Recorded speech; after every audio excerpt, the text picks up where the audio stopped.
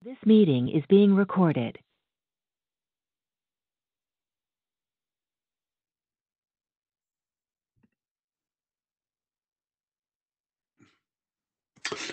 Hola, ¿cómo están? Buenos días. Buenas tardes, en realidad.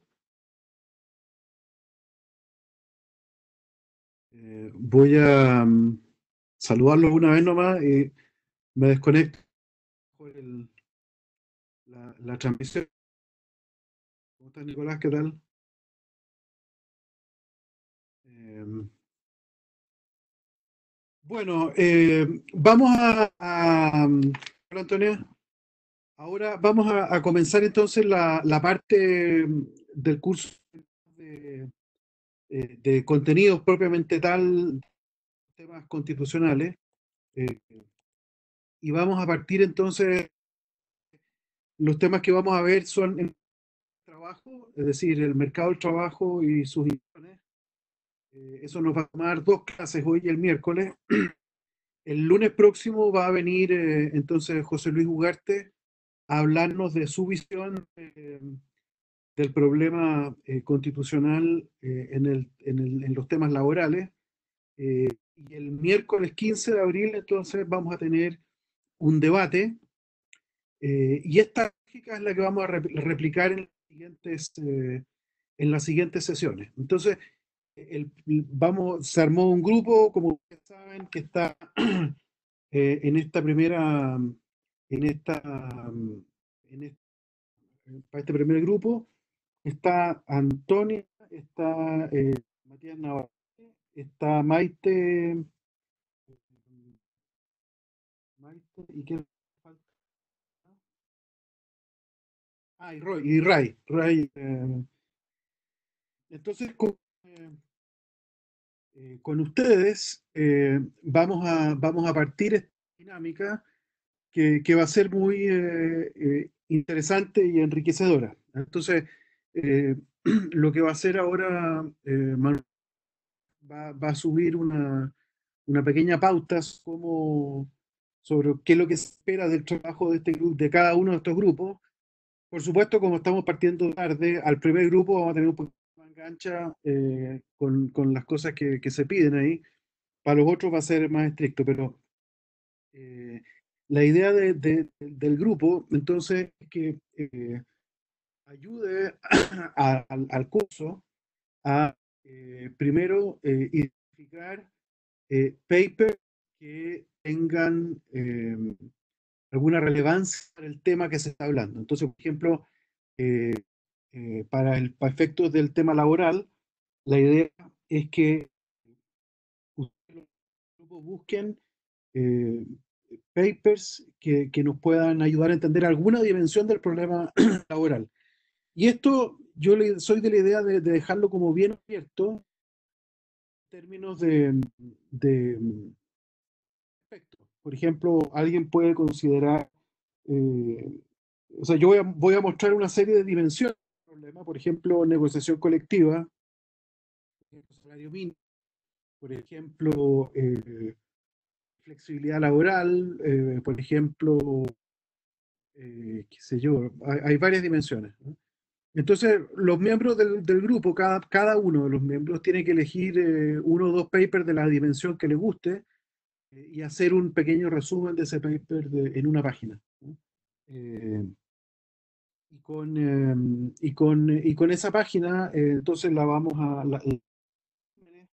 de esas páginas eh, los vamos a subir al sitio web este que les comentaba, nuevaconstitución2022.cl, que todavía no está arriba, así que no la busquen, todavía no está arriba, lo vamos a hacer ahora una vez que se clarifique qué va a pasar el resto del semestre, pero debiera estar no sé, durante abril, a mediados de abril, imagino. Entonces, esos documentos y los resúmenes que ustedes hagan van a estar con su nombre, por supuesto, en ese sitio. Hay también un requerimiento de que hagan una búsqueda de datos, ¿ah? Entonces, por ejemplo, si estamos buscando de negociación colectiva, entonces la idea es que armen una base de datos que muestre elementos de las negociaciones colectivas.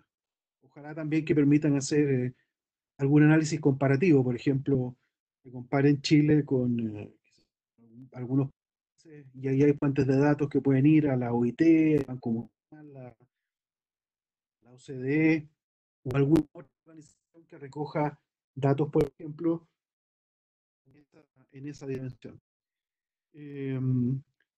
Y la idea es que, y preguntas para los profesores invitados. Les comentaba que 5 profesores invitados.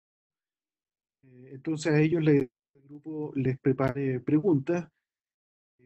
Y yo creo que es mejor que cada uno prepare 2 o 3 preguntas y me las haga llegar a mí antes, cosa que yo pueda echarle una mirada al feedback. Pero en la clase misma del profesor, él va a estar hablando, desgraciadamente, puro él, no es un genérico, desgraciadamente. Las 2 mujeres que habíamos contactado no pudieron.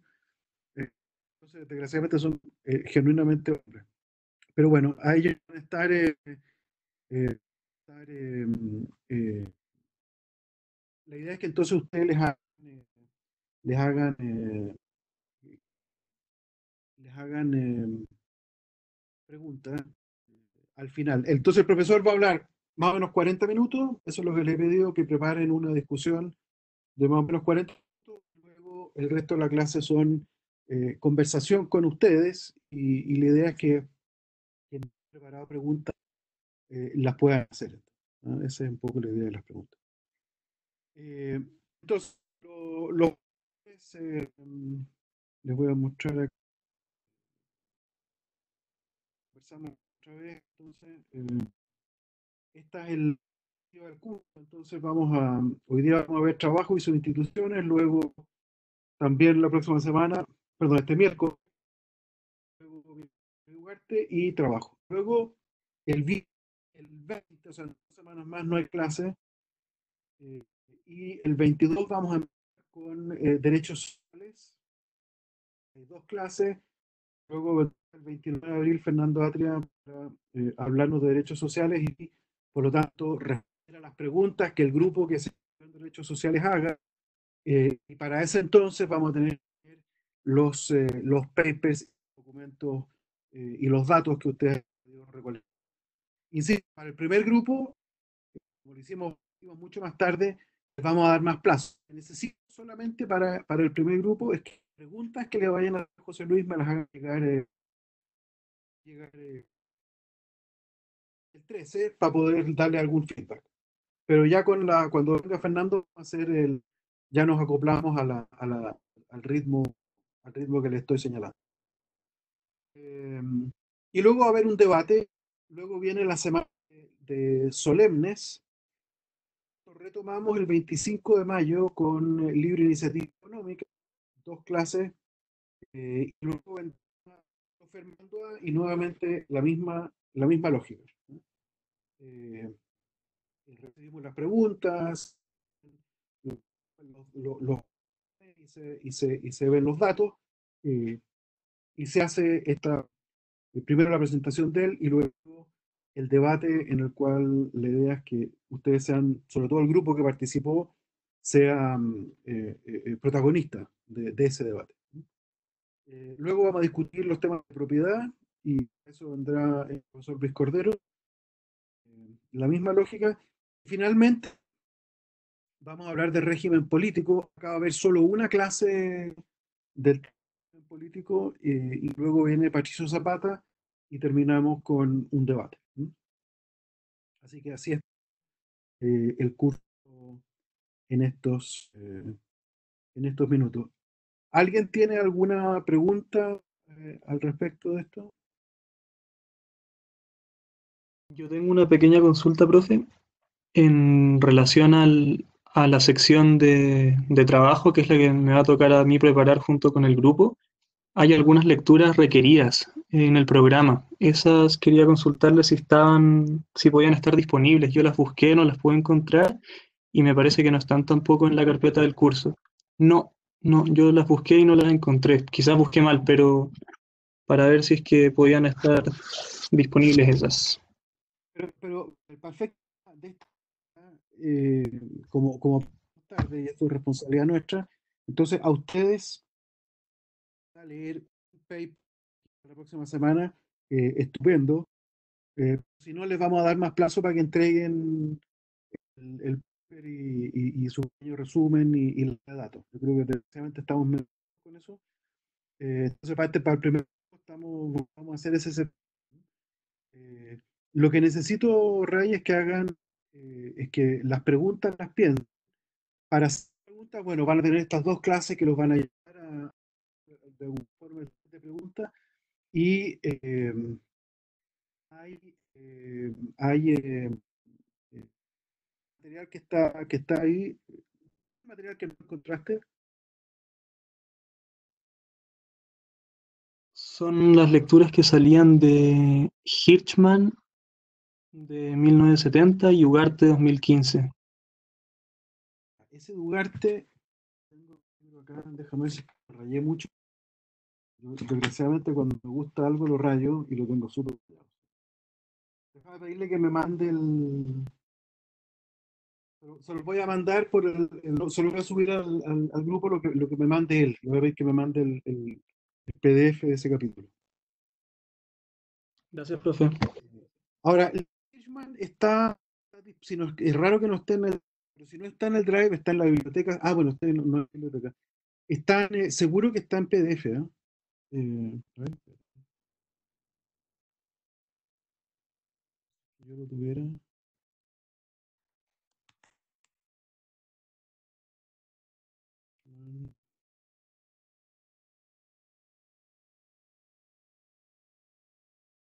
Estoy buscando su H. Hartman. No, no lo tengo. A ver, lo tengo en papel, pero mira, es tan viejo que debe estar en. Eh, tengo acá en este minuto, gracias. Vamos a ver cómo los puedo hacer con eso.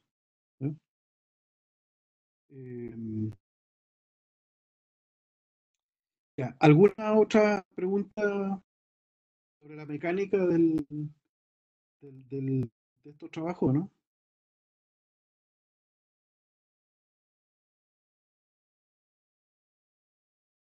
Pareciera que no.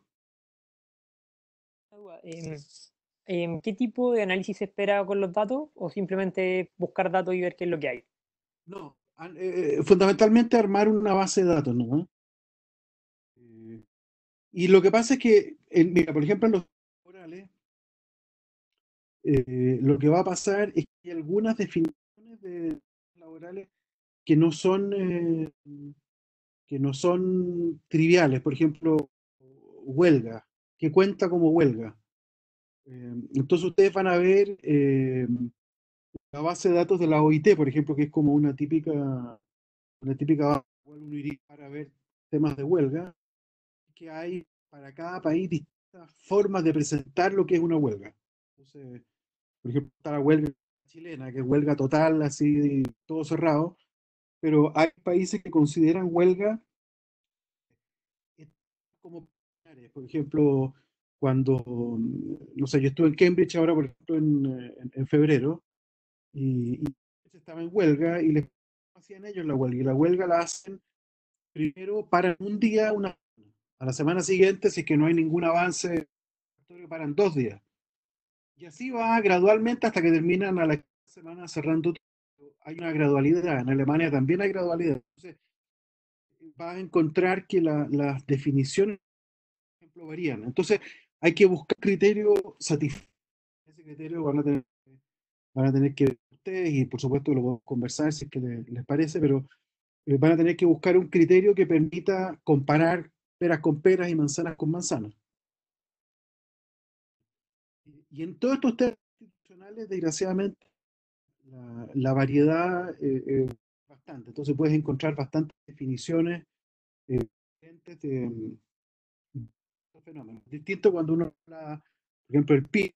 El PIB, hay una sola definición de lo que es PIB y eso todo el mundo lo hace de esa forma.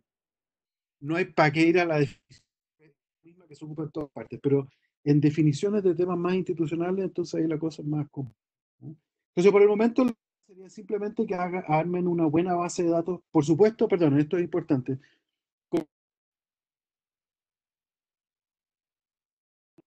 Entonces, el criterio que tienen que elegir tiene más parecido a la versión chilena de la variable. Entonces, sería interesante comparar Chile. Sí,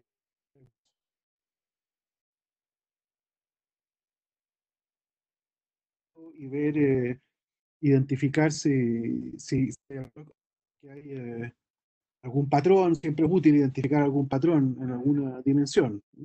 Yo les voy a mostrar,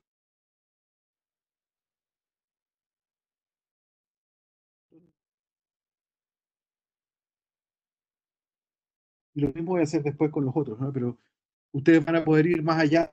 Ya hice acá, esa es la primera lectura como rápida, y ustedes van a poder ir entonces más allá, ahora que ustedes hagan de la recolección de datos. ¿Mm? ¿Otra preguntita?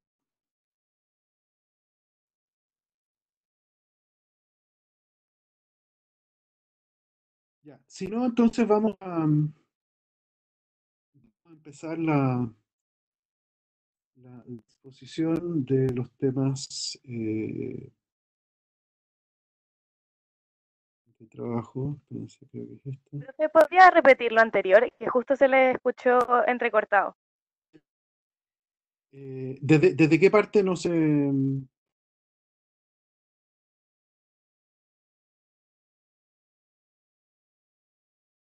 se-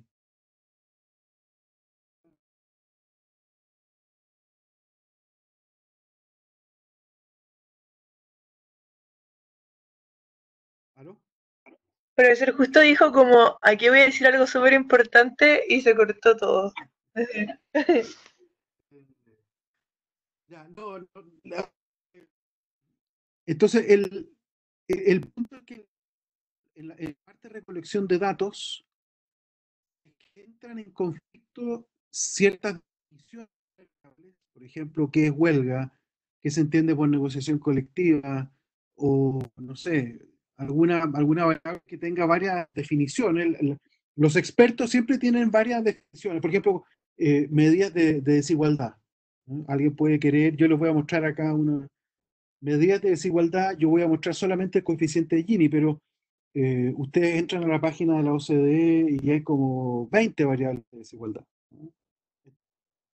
En conflicto o alternativas, lo que les pido es que usen definiciones que sean aplicables a Chile. Podamos comparar Chile con otros países, ¿ah? No nos serviría mucho una definición extraordinaria, pero no tiene aplicación en Chile porque no están los datos o porque nadie los ha construido o porque no sé qué, ¿no? Tienen que ser datos que sean comparables desde la lógica chilena para que sirvan luego dentro del proceso constitucional. Eso era entonces. Bueno, entonces la idea es que conversemos ahora es sobre el mercado eh, y sus instituciones. Entonces van a ser dos sesiones de entonces son cosas que en la práctica los economistas probablemente todas estas cosas ya las han visto, o muchos habrán visto ellas. Voy a tratar de agregarles valor, no crean que me voy a quedar ahí repitiendo como las cosas que ya saben. Espero agregarles valor, pero es posible que se repitan algunas cuestiones. Y ustedes pueden, quizás por lo mismo, pueden interrumpir y hacer ver distintas opciones. Bueno, es bastante claro que al día de hoy el empleo es como desde el punto de vista del progreso de las personas, es totalmente esencial, ¿ah? Acá también pasa como cuando vea derechos sociales, también pasa algo parecido, es que la valoración por ejemplo, los derechos sociales cambia en el tiempo, no es la misma. La valoración del empleo también. La valoración del empleo asalariado cambia, y eso hace que tengamos que pensar en qué significa el empleo hoy. Y el empleo hoy es una herramienta de progreso personal, es una herramienta muy crucial para mantener un cierto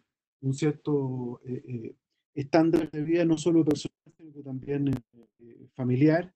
Y de alguna forma uno debiera pensar que las sociedades modernas tienen que generar condiciones para estar lo más cerca posible del pleno empleo. Eh, y estar cerca del pleno empleo no es evidente porque hay muchas cosas que están pasando siempre en el mercado del trabajo. Entonces, hay crisis como ahora, que hay, por ejemplo, han habido pérdidas de trabajo importantes, que en Chile todavía no sabemos cuántas son, no están todavía cuantificadas, pero en Estados Unidos, por ejemplo, que tienen estadísticas muy online de todas las cosas, en las últimas 2 semanas, la cantidad de personas que han ido a pedir seguro de cesantía, es decir, que perdieron su trabajo y están, y están pidiendo seguro de cesantía, llega a 10 millones de personas en 2 semanas. Es un número escalofriante. Eh, y entonces, ahí hay un tema tenemos que discutir cómo uno puede, claro, facilitar la flexibilidad porque las empresas necesitan muchas veces ajustarse, en el caso norteamericano es muy brutal. ¿Qué se puede hacer para que esa flexibilidad no sea como una rima de precariedad? Uno quiere que haya flexibilidad para las empresas se puedan ajustar, eso está bien, es entendible, pero si el precio de esa flexibilidad es que los trabajadores tienen condiciones de vida, los trabajadores y sus familias, condiciones de vida precarias, donde lo que prevalece es la inestabilidad, la inseguridad, podemos estar solucionando un problema y probablemente en Chile, por ejemplo, un dato que sería interesante en algún minuto, si algún grupo lo quiere ver, el COE hizo una encuesta, está siguiendo un panel longitudinal de como 1.200, 1.500 personas y los va a seguir durante 10 años, ¿no? Entonces, como para tener como una especie de relato de vida de esas personas, hecho el 2016, 17 y 18. De boom, la economía estaba creciendo como loca, pero crisis. Era una situación de mercado de trabajo normal, digamos. Lo que es muy impresionante ver ahí es que el 35% de los chilenos, 35% de los chilenos ha caído en algún minuto de esos 3 años, cayó en situación de pobreza. Entonces, de pobreza que uno conoce, y mismo les mostré hace 3, 4 clases atrás, esconden una rotación de la pobreza, y la pobreza rima con precariedad, ¿no? Eh, y por lo tanto, tenemos un problema.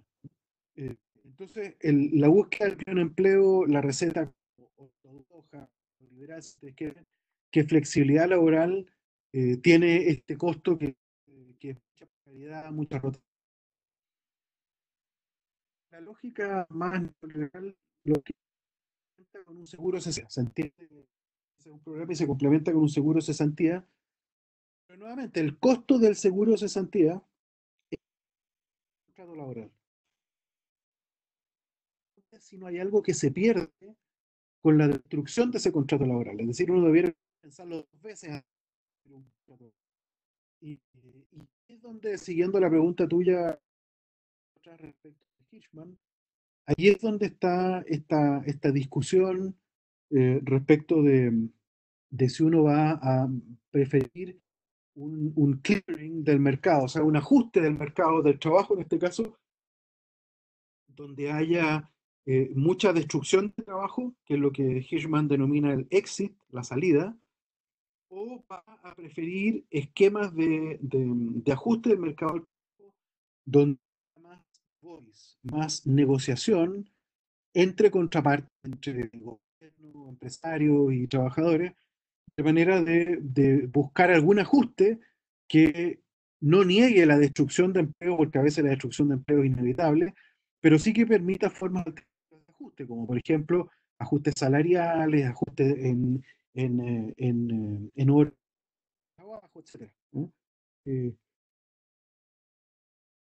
Podría pensar de que el marco institucional podría estar muy cargado al exit, que es el caso norteamericano, o muy cargado al voice, que es el caso alemán de Europa del Norte, ¿no? Y eso es algo que es eh, siendo nuestro marco institucional tiene que generar condiciones para el pleno empleo, ojalá, pero ese pleno empleo no se construye arbitrariamente, se construye de formas distintas y uno que tiene que ver cuál es la institucionalidad aplicable a Chile, tiene que ser una institucionalidad que sea creíble, que sea algo en lo cual todos estemos más o menos de acuerdo que funciona y que puede permitir entonces llegar entonces a algo al pleno empleo, ¿no? Entonces, la institucionalidad va a ser la que va a permitir que el empresario actúe con más o menos contrapeso, que la flexibilidad sea con seguridad en los ingresos o con otras alternativas y que no rime con precariedad, etcétera, ¿no? La institucionalidad va a ayudarnos a todos. Entonces, dentro, en particular, el mercado laboral es un mercado que evidentemente no es un mercado como los otros, ¿no? Los economistas le llamamos mercado porque los servicios del trabajo, en cierta forma, se compran y venden, pero evidentemente que hay gente que se siente muy afectada u ofendida por la denominación mercado que los economistas hacemos del tema del trabajo. Pero hay que decir que acá este mercado del trabajo es un mercado distinto, ¿no es cierto? Tiene reglas de funcionamiento distintas. Eh, en el mercado laboral eh, se reflejan valores de la sociedad, ¿no? No es solo un problema técnico, hay valores, ¿no? Y esos valores pueden tener muchas dimensiones. Acá menciono en particular, por ejemplo, el tema de género, ¿no? El machismo que caracteriza a los chilenos se refleja en el mercado de trabajo. Eso lo podemos medir porque sabemos, por ejemplo, hoy día que para labores equivalentes, los hombres ganan como un 8 o 10% más que una mujer. Sabemos que, por ejemplo, a nivel de la representación de las mujeres en cargos directivos en las empresas, hay una subrepresentación muy fuerte, o sea, al menos yo diría un 50%. Entonces, y eso no es casualidad, o sea, no es un problema técnico necesariamente, puede haber cosas técnicas, pero también refleja valor, influenciando cómo el mercado laboral es un mercado donde eso es particularmente claro. En Estados Unidos, por ejemplo, también uno ve diferenciales, por ejemplo, salariales entre blancos e hispanos, o hispanos y negros, y negros y asiáticos, y eso claramente se ve. Entonces, en las relaciones laborales, los componentes más bien sociológicos, culturales, son súper importantes y por lo tanto, eh, en términos de lo que discutíamos la otra vez, las instituciones informales del mercado laboral son muy poderosas, ¿no? Es mucho más importante las instituciones informales del mercado laboral que las instituciones informales del mercado de los tomates, por ejemplo. Es más fácil enriquecer el mercado de los tomates dentro de una lógica formal, mientras que el mercado laboral no, ¿no? Y por lo tanto, entender esas instituciones informales del mercado del trabajo es bien crucial. Por ejemplo, una dimensión de este problema y que neutraliza en cierta forma eh, algo que, algo que en principio es deseable, que es que los trabajadores estén sindicalizados. Algo que neutraliza un poco eso en el caso chileno es esto es polémico, pero sirve para discutir, es la cercanía muy estrecha de las centrales sindicales de los partidos políticos. Es un fenómeno bastante chileno. Siempre, en general, el movimiento sindical está más cercano a los partidos de izquierda, pero mantienen un cierto nivel de autonomía respecto de las cúpulas de los partidos, mientras que en Chile, y sería interesante entender por qué, eh, hay una especie de condicionamiento de las cúpulas sindicales, en particular de la CUT, de los partidos políticos. Y eso es interesante porque de alguna forma explica por qué muchos empresarios desconfían de un incremento en la participación o en el poder que tengan los que se les va a introducir dentro de la empresa una dinámica que ellos no controlan, que desconfían, que le tienen miedo, que es justamente la dinámica de los partidos políticos. Entonces, ahí tienen, por ejemplo, una institución informal chilena que tiene mucho que ver con la historia, tiene mucho que ver sí, la historia, básicamente, eh, y que probablemente afecta la credibilidad y la deseabilidad para algunas personas de darle más poder a los sindicatos, ¿no? Porque uno quisiera, en teoría, y hay un trabajo que quienes estén trabajando acá en estos temas está en alguna parte por ahí, creo, y si no, se los doy yo, de unos franceses que se llaman Jean Algan y Pierre Cabuc, creo que está en el programa y debería estar en el Drive, pero si no me avisan y yo se los paso. Eh, Donde ellos básicamente lo que dicen es que el sindicato juega un rol de representación evidente en dos planos. Entonces, en lo que se centran Algan y Cabuc permiten negociar con la empresa de mejor manera, ¿no? Y por lo tanto permiten, por ejemplo, en un momento como este, de un shock inesperado como fue, por ejemplo, el coronavirus.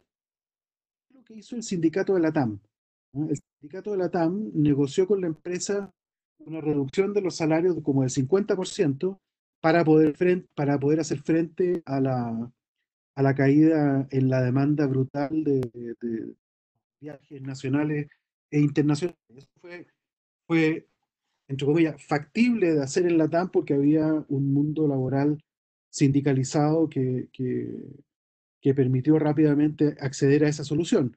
Pero si no hubiese habido esa sindicación, esa capacidad de representación de los trabajadores, no haya tenido capacidad de hacer eso. Eso es representación interna dentro de la empresa y Cabuc y Algan, ellos dicen es que si uno promueve esa forma, lo que va a lograr es tener que las empresas se ajusten mejor a condiciones cambiantes del mercado, como esto que está pasando ahora, u otras cosas menos brutales que esta cuestión. Eh, Ahora, hay unos cientistas políticos que se llaman Paul Pearson y el segundo apellido que ellos para el caso norteamericano descubren, o más bien señalan, identifican y de hecho demuestran una segunda fuente de representación del sindicato que no es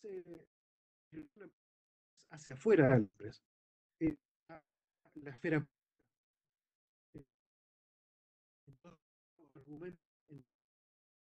Que desde que el sindicalismo se empezó en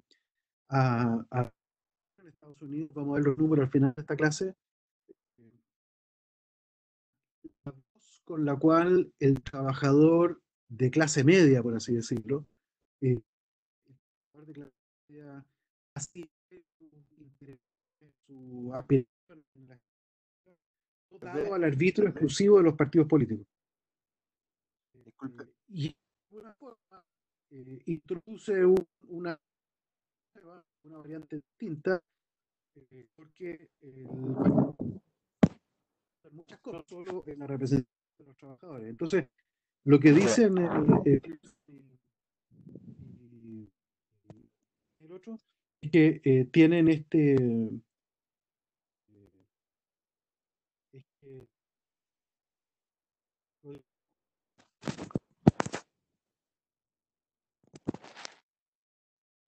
¿no? profe, es que, ¿me escucha? Que sabe que se escucha súper entrecortado, por lo menos yo lo escucho súper entrecortado, entonces me está costando caleta seguir la clase. Y el resto Creo que en el chat también estábamos hace un rato comentando con los compañeros que se escucha súper cortado.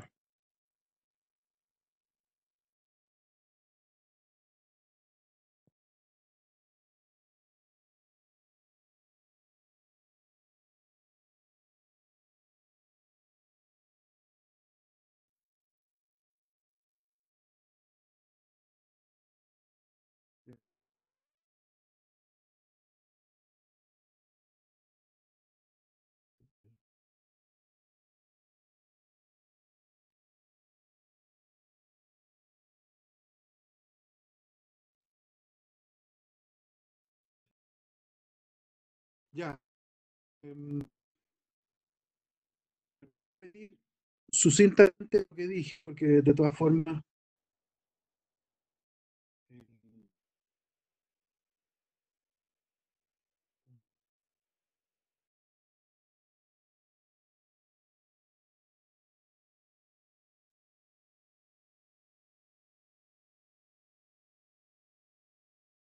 ya, desconecté todo lo desconectable, así que espero que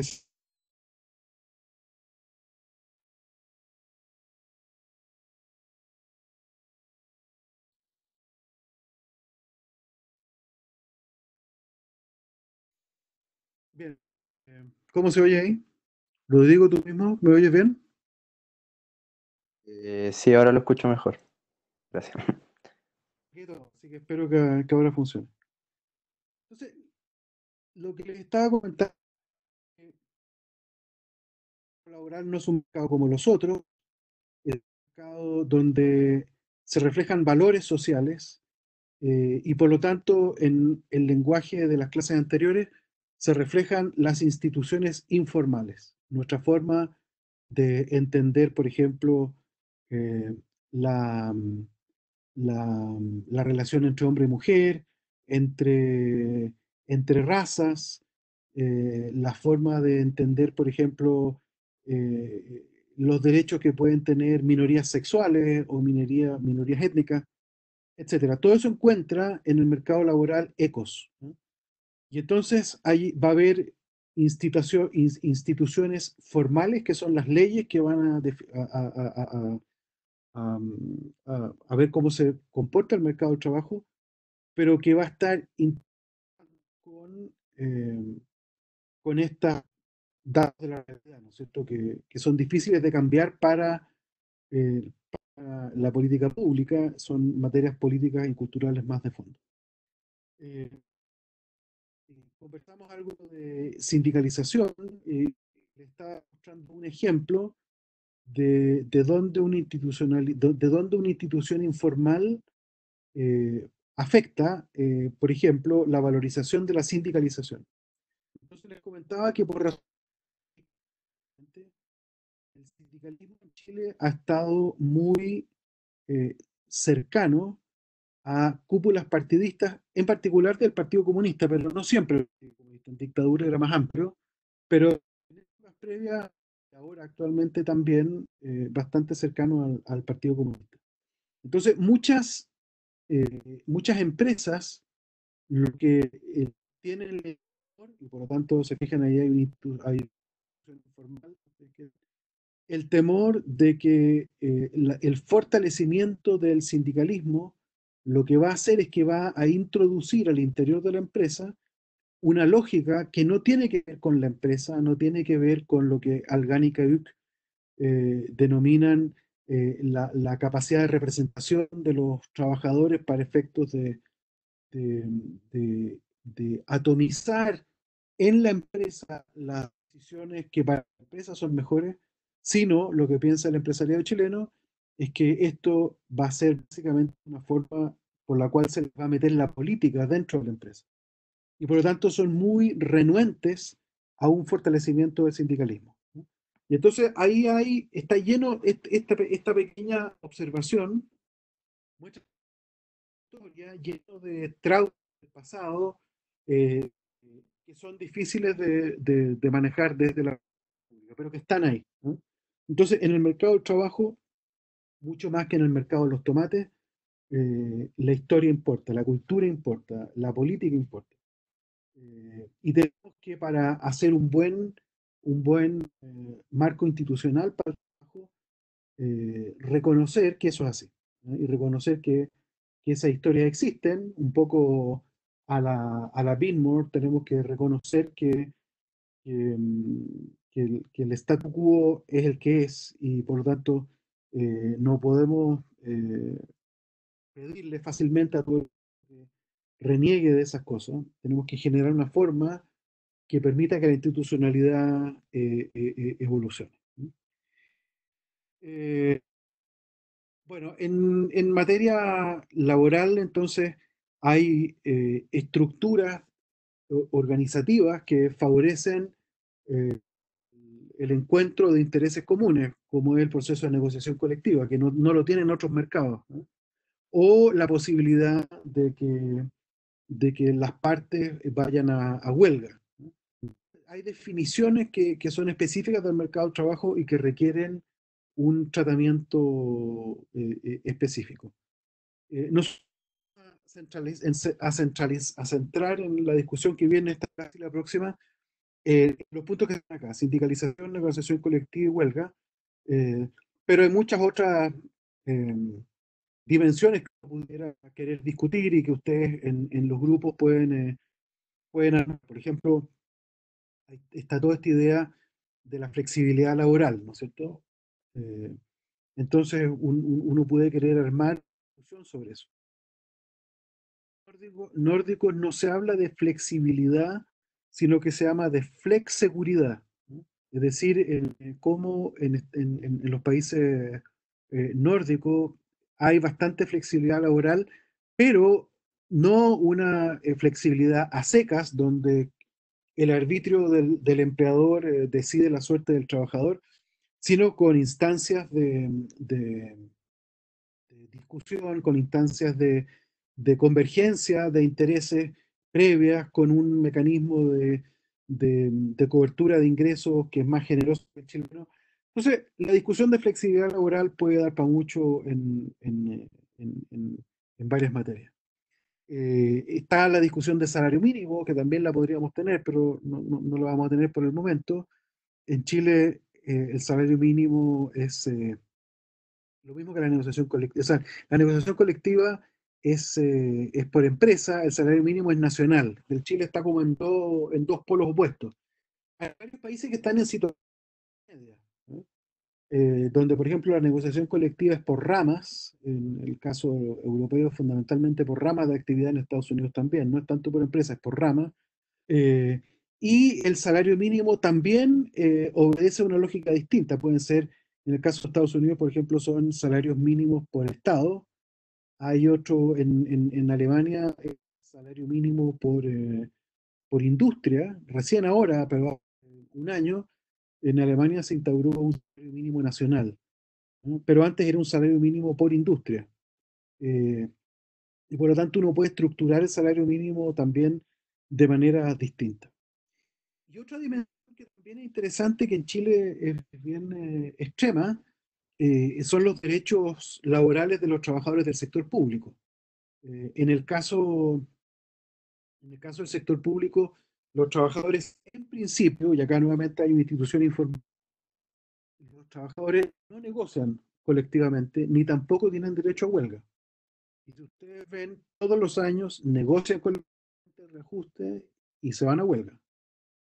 Entonces, claramente, en el caso de los derechos laborales del sector público, la institución informal va a varios kilómetros de la institución formal. Y es bien difícil pensar de que no se va a poder, de que se va a poder realmente hacer efectiva el no derecho de huelga de los trabajadores del sector público. Y eso, la verdad, que sería interesante si alguien pudiera a lo mejor comparar la situación de los trabajadores del sector público chileno con otros países, ¿no? Eso sería interesante. Eh, ya, la última reforma laboral importante que hubo en Bachelet 2, esta reforma, fue recién, ustedes estaban empezando la universidad probablemente, eh, y esta reforma fue bien controversial porque se la tildó de una reforma que pretendía básicamente promover la sindicalización y la negociación colectiva. ¿Mm? Y eso, eh, pero porque, y bueno, y lo que se decía es que no había una intencionalidad, algo, por ejemplo, de los problemas de productividad o de organización del trabajo que muchas empresas venían pidiendo. Eso también es verdad, pero porque hay un punto intermedio que es el que no se logró, que es que la idea era que al fortalecer la negociación colectiva en la lógica de Algani y Caduc que yo les mencionaba antes, al fortalecer la negociación colectiva, esos espacios de discusión, por ejemplo, flexibilidad horaria, capacitación, etcétera, pudieran ser hechas a nivel centralizado, o sea, a nivel de la empresa, digamos. ¿No?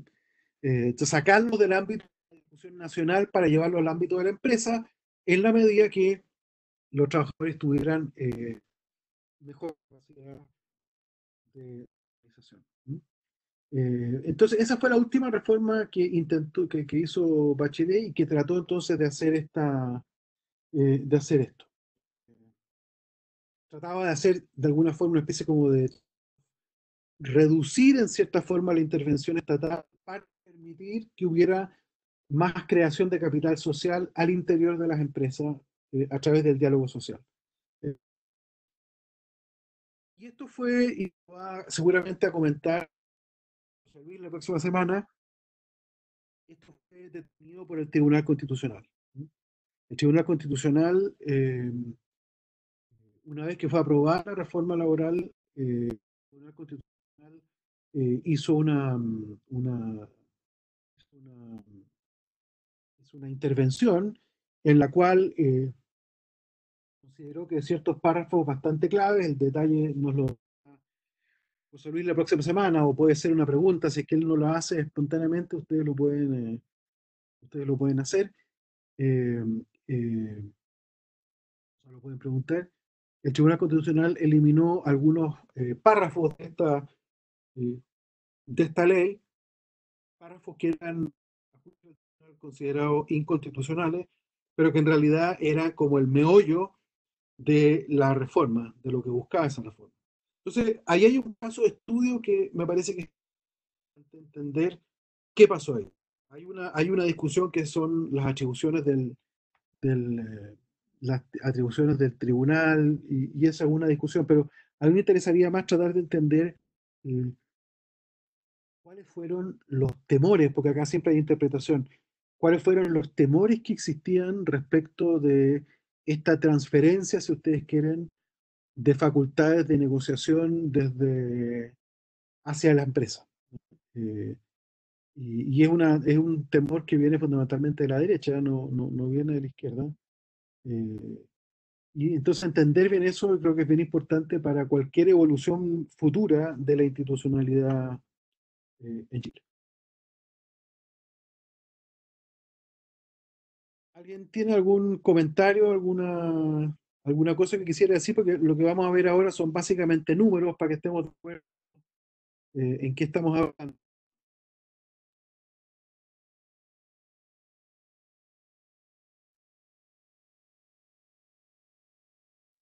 Vamos a entrar en detalle después al tema de la negociación colectiva y, el, y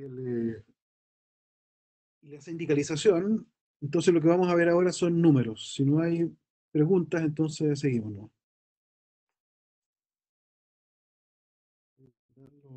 Los gráficos para que se vean ahí.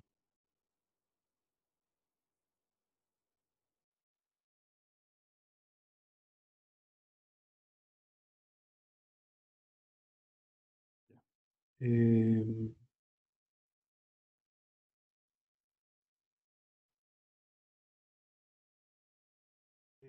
en este grafiquito de acá, lo que tenemos es la tasa de varios países. Esta base de datos de la OCDE, me imagino que la conocen. La OCDE tiene dos bases de datos. Una es esta, que se llama data.oecd.org, y hay otra que es más cruda, es menos amistosa, pero que tiene más información, que se llama stats.oecd.org. La página llega, ¿no? Pero es eso. Y esto lo que muestra entonces es qué porcentaje de la población en edad de trabajar trabaja actualmente.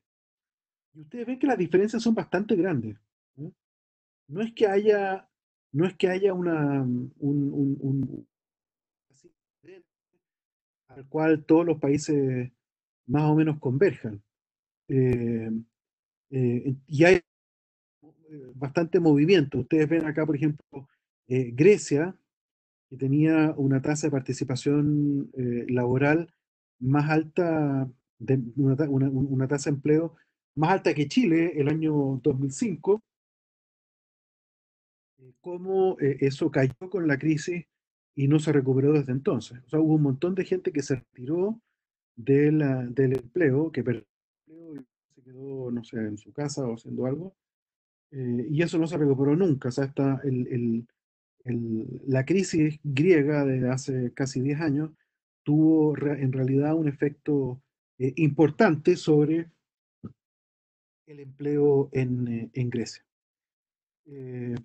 Y vemos entonces que hay otros países, como por ejemplo Islandia, que tiene una tasa de empleo gigantesca de alta, o sea, casi 4 de cada 5 personas en la edad de trabajar trabajan, y eso es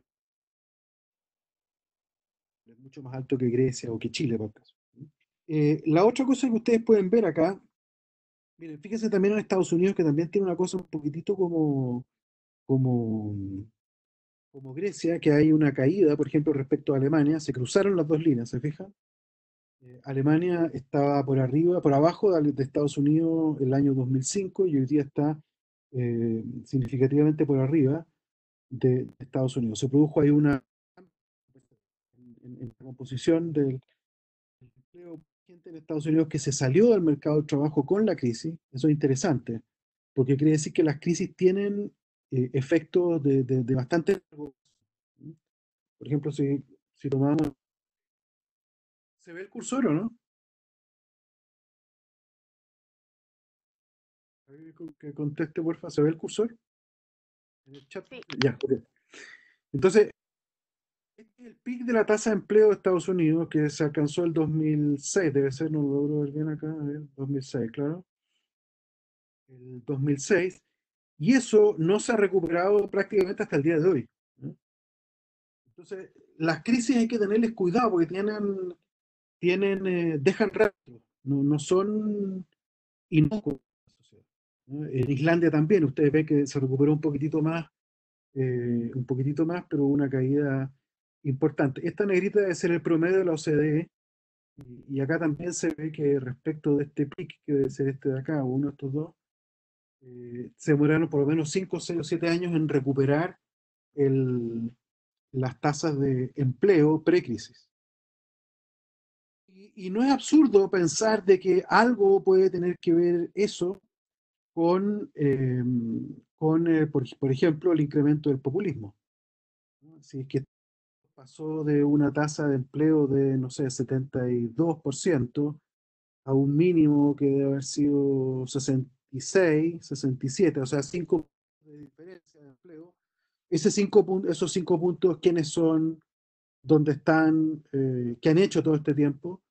Lo han pasado mal, sin duda. Entonces, bueno, eso es terreno fértil, por ejemplo, para la aparición de ofertas populistas. Entonces, quiere decir que las crisis hay que mirarlas con mucho cuidado y hay que entenderlas bien. Yo doy otro curso que no lo hago regularmente, pero donde se muestra la crisis subprime en Estados Unidos, y esa es una crisis que tuvo como protagonista principal al sector bancario. Y uno se pregunta si es que alguien del sector bancario terminó en la cárcel producto de la crisis y de todos los fraudes que hubo, y no encuentra ni uno. De los ejecutivos, personas que llevaron a sus empresas a la quiebra y que no hubo forma de probarles nada. Entonces, hay que entender bien eso. Yo creo que todavía no hemos sacado bien las lecciones adecuadas de esa crisis y por lo tanto es complejo, ¿no? Hoy día estamos enfrentando otra crisis y si se dan escenarios como este, en Estados Unidos ya se está dando. O sea, la tasa de empleo va a caer ahora en Estados Unidos de una forma brutal, porque como les decía, se han destruido 10 millones de empleos en las últimas 2 semanas, ¿no? Entonces quizás Estados Unidos está pavimentando con adoquines de última generación el camino del populismo, puede ser. O sea, ya está un poquito en esa, pero capaz que se mantenga. Chile, ustedes ven que tiene, como varios otros países, como Alemania, por ejemplo, y un poquito como la OCDE también. Y si usted mira todas las otras líneas, son otros países que no los identifiqué todos para que se entienda un poco. En general hay una tendencia al alza. Tendencia al alza, evidentemente que está guiada por dos fenómenos, pero me quiero referir solo a la incorporación de la mujer al mundo del trabajo. Es un fenómeno que viene desde hace muchos años, y que va a hacer que probablemente más o menos converjamos en algún minuto a algo más parecido a lo de Islandia, ¿no? Donde más o menos, como decía, 4 de cada 5 personas en la edad de trabajar trabajan. Eso quiere decir que la mujer está masivamente incorporada al mundo laboral remunerado, mucho más que en Chile, que en Estados Unidos, ¿no? Entonces hay un incremento sustantivo en la participación de la mujer que explica un poco esta tendencia al alza que tienen las tasas de participación laboral en, en todos estos países. Acá mostramos la misma historia, pero ahora para todos los países de la OCDE, y básicamente centrándonos en participación femenina y masculina. Entonces ustedes ven acá la pelotita, esto lo hace el programa, no lo hago yo, pero la pelotita son los hombres y el cuadrado son las mujeres, o el, sí, o ¿cómo se llama? El rombo. Bueno, entonces uno ve que la participación laboral de los hombres en Chile, en la rojita acá, es bastante alta, del orden del 73% más o menos. Hay varios países que están por aquí cerca, ustedes se fijan, Portugal es un poquitito más, Francia está por abajo de Chile, por ejemplo, fíjense interesante, la participación laboral de está por abajo de los hombres chilenos, pero hay una diferencia bastante grande con la participación laboral femenina. Hace 30 era 20.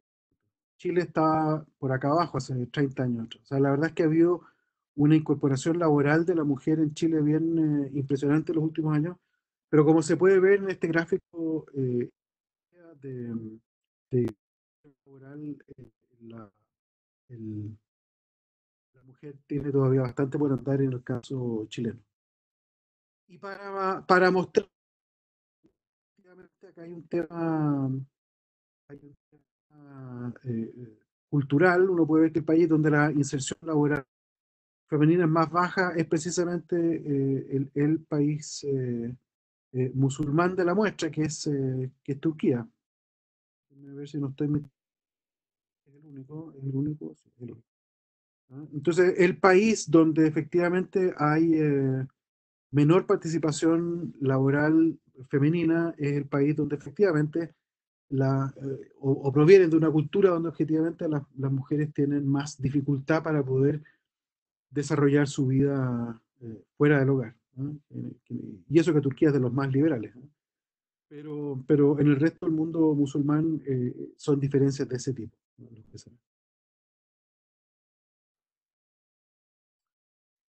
Bien, acá estamos viendo ahora el autoempleo, y el autoempleo es evidentemente importante en el caso chileno. Primero, efectivamente es bastante grande. Chile está con niveles de autoempleo altos, como se ve acá. Es una variable que discrimina bastante a economías desarrolladas de subdesarrolladas. Si ustedes se fijan, como el grueso de los países desarrollados tienen tasas de autoempleo que están por abajo del 20%, y nosotros estamos más bien cercanos al 30%, el número 28%.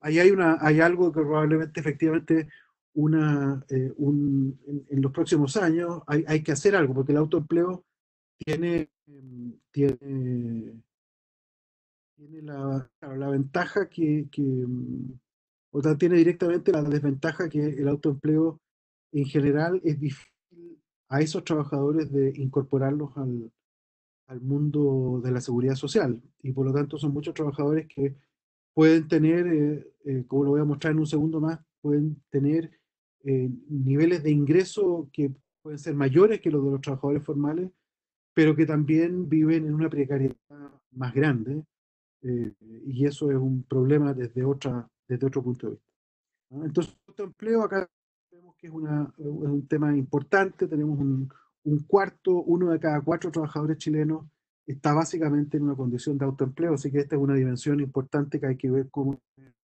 corrige en el futuro. Realmente el futuro está por acá abajo, no está arriba.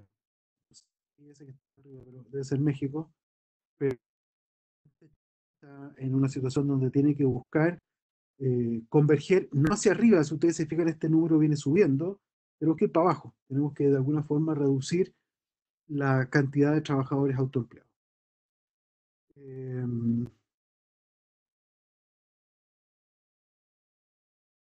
que es importante en el mundo del trabajo tiene que ver con las horas trabajadas.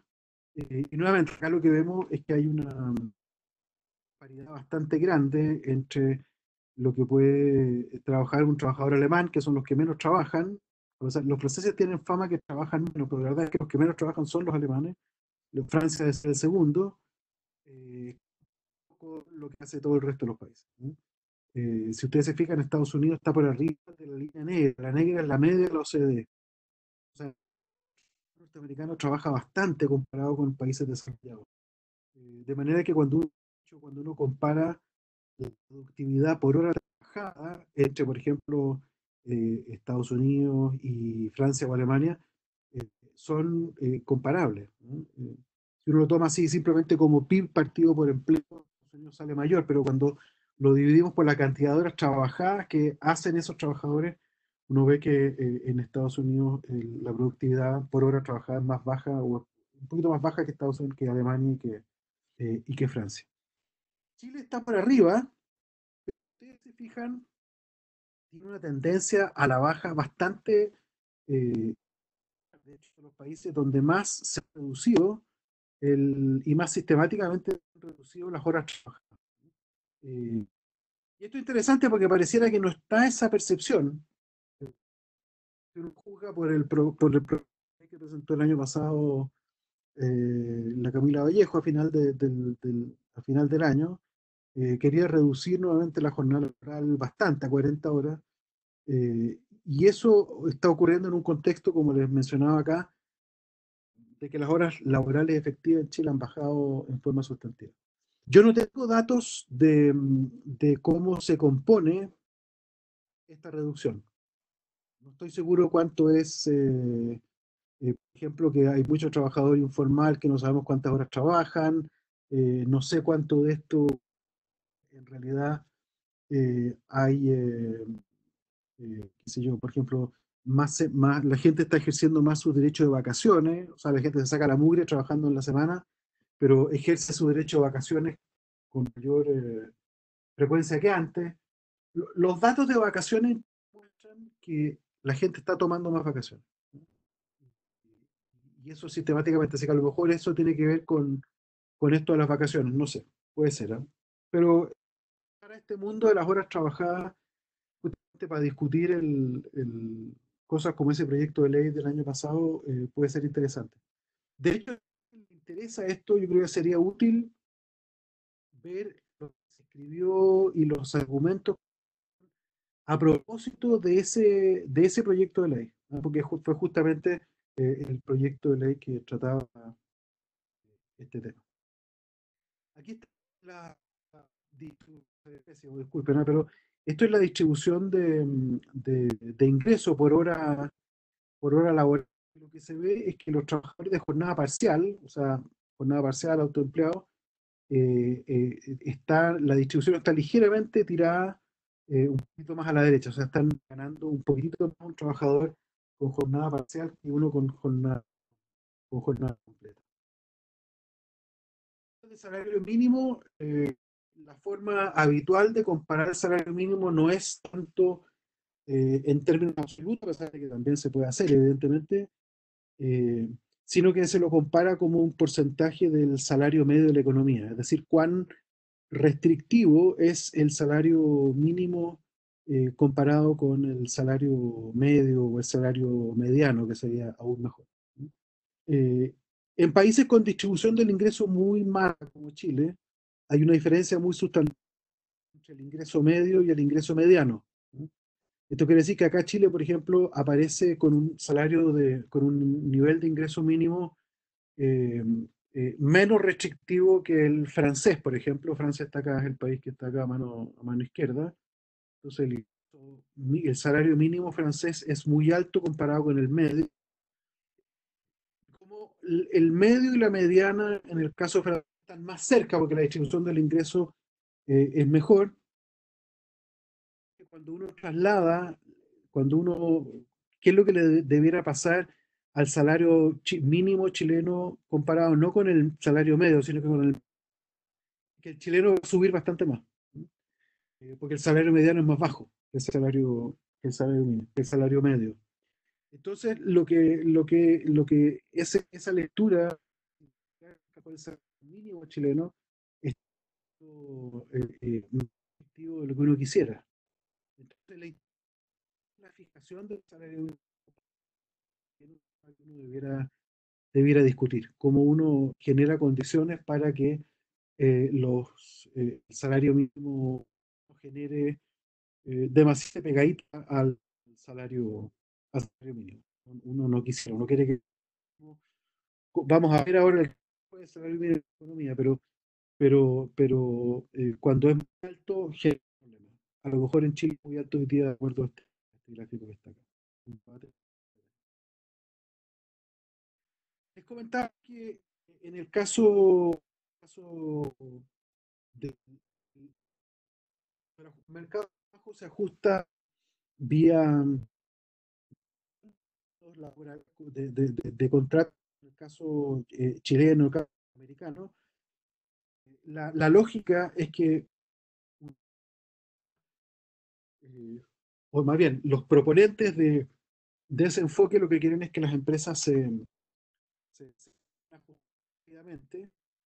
Y para compensar esa precariedad, esa incerteza que se le genera al trabajador, lo que mucha gente dice, bueno, démosle acceso a un beneficio de desempleo, un seguro. Y este gráfico lo que muestra es cuál es ese beneficio, como la tasa de reemplazo respecto al salario mínimo. En varios países, al 6 meses, 2 meses después de haber perdido el empleo, 6 meses después de haber perdido el empleo, 1 y 5 años después de haber perdido el empleo. Entonces, miremos inmediatamente el caso de Chile. En el caso de Chile, la tasa de reemplazo del salario a 2 meses de haber despedido el trabajador es del 70%. ¿No? Entonces, el despido le genera al trabajador que accede a este beneficio, accede a un ingreso que al mes 2 es el 70% del ingreso pre-despido. Luego, a 6 meses después y hasta un año puede más o menos al mismo monto, que es como un 38%, 37%, y al año cero. O sea, en Chile el seguro de cesantía no cubre nada al año 5. Para poder llegar a algo hay que tener una cuenta acumulada de ahorro en el seguro se sentía muy alto y nadie llega tanto. Fíjense que países como Bélgica, pero pensemos en como Bélgica. Bélgica tiene una tasa de reemplazo al, a los 2 de, de, de, de despedido del trabajador del 90%, es muy alta, muy alta. Y después va bajando, pero incluso a los 5 años todavía tiene un beneficio que está del orden del 55%. Tenemos Estados Unidos, ¿dónde está esto? Acá está, ¿verdad? Entonces, Estados Unidos parte peor que Chile, incluso en lo que están pidiendo hoy día los trabajadores norteamericanos, esos millones de personas que fueron a pedir el seguro de cesantía, lo que están cobrando es menos del 60% del ingreso que tenían. Imagínense esas 10 millones de personas que fueron la semana pasada a pedir seguro de cesantía van a obtener algo así como el 60% de su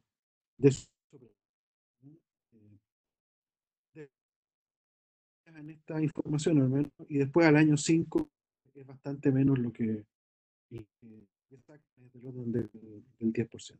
Entonces vemos que los niveles de cobertura en los sistemas de seguro de cesantía en el mundo son súper variados y tienen implicancias muy distintas, como ustedes lo imaginan, dado esta dispersión de casos.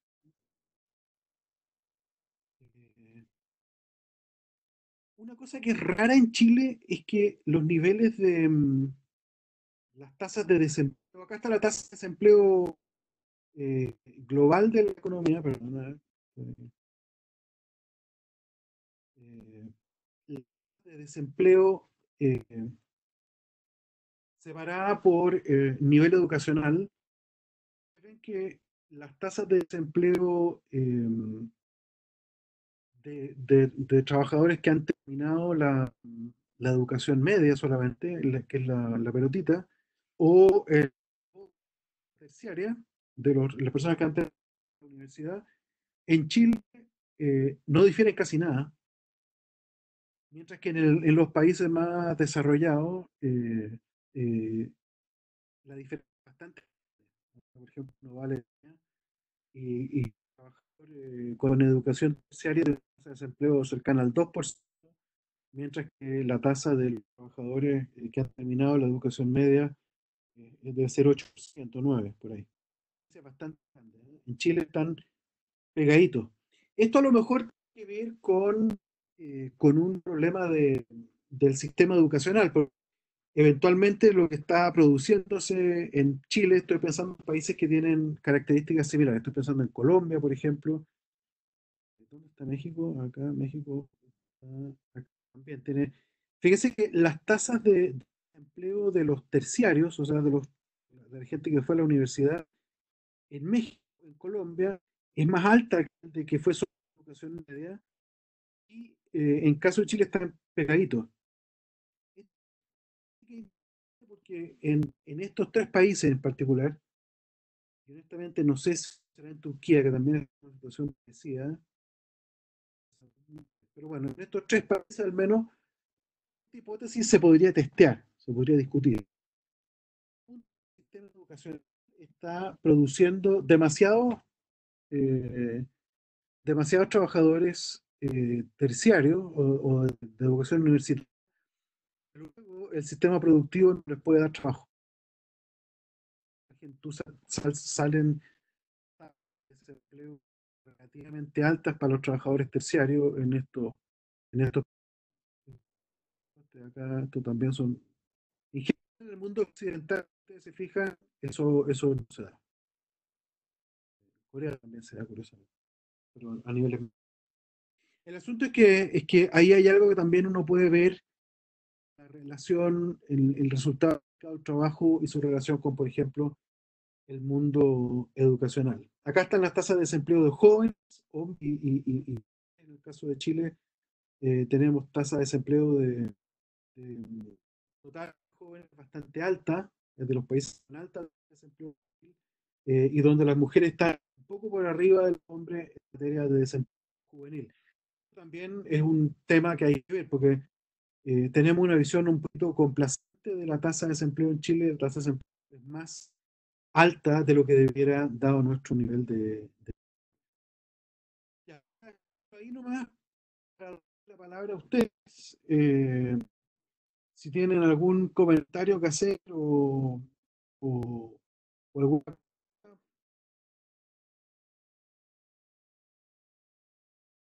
próxima clase vamos a ver un poco como la teoría de la fijación salarial, de salarios mínimos y el rol del...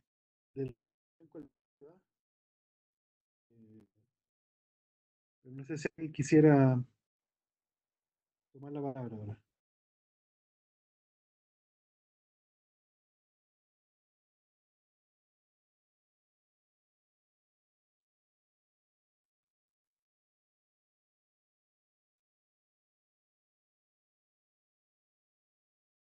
No,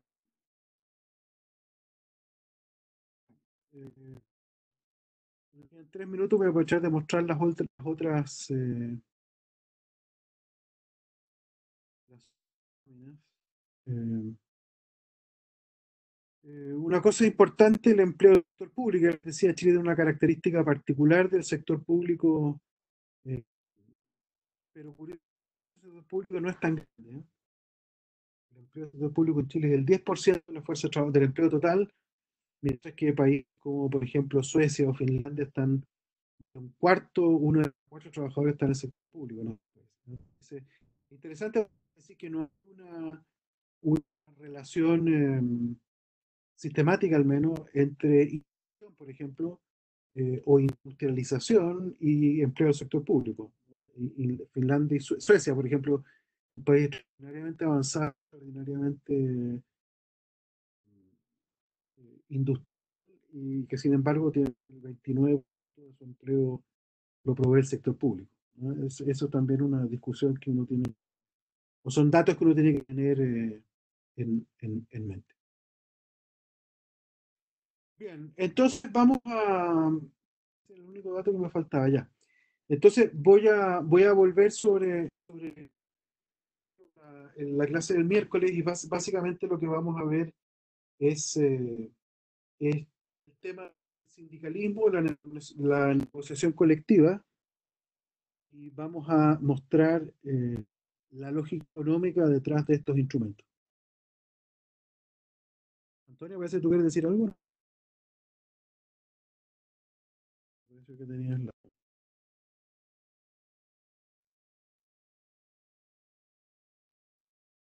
¿Alguien quiere agregar algo o despedimos así nomás? Nos despedimos entonces. Despedimos justamente ahora que corresponde. Eh, Nos vemos entonces el miércoles próximo. Eh, la gente del grupo de trabajo,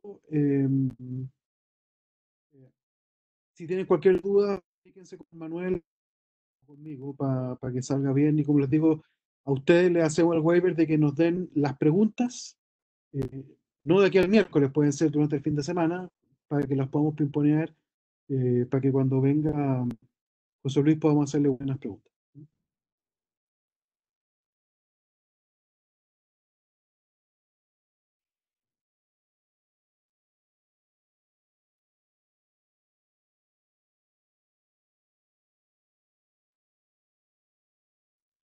Nos vemos, ¿eh? Que estén bien.